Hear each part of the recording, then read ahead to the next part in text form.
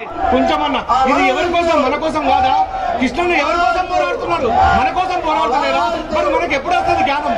మనకి ఎందుకు వస్తలేదు తెలివి? 3% ఉన్న వాళ్ళకచ్చే తెలివి, 5% ఉన్న వీళ్ళకచ్చే తెలివి, మన 50% ఉన్న బీసీలకు ఎందుకు వస్తలేదని చెప్పి ఈ గడ్డ మీద, ఢిల్లీ గడ్డ మీద నేను సభాముఖంగా అడుగుతున్నాను.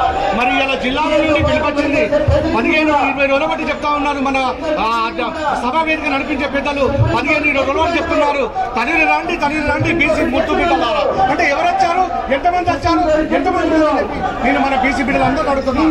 20-30 రోజుల బట్టి రమ్మని పిలిచిన అవస్థ ఏమంటే మన దగ్గర వెనుకబాటుతనం ఎంతుందో మనకు అర్థమవుతుంది. వాళ్ళు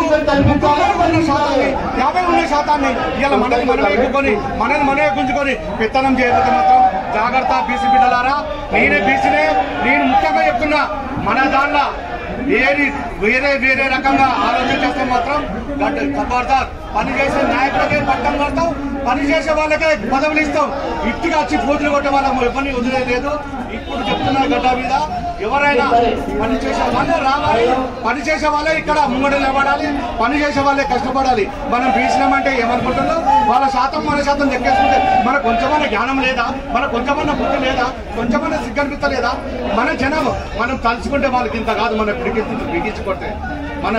బిగించుకొడితే వాళ్ళు ఉన్నదంతా మనం ఉన్నదంతా అని ఒక్కసారి ఆలోచించుకొని ఈ సమావేశమే కాదు, రేపు రాబోయే జంతర్ మంతర్ కదా మన పెద్దలు ఆర్ కృష్ణయ్య గారు పిలిపించే అందరూ తల్లిలో రావాలి.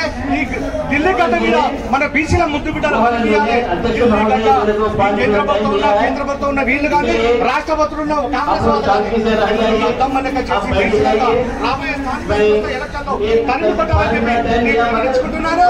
జై బీసీ, జై బీసీ.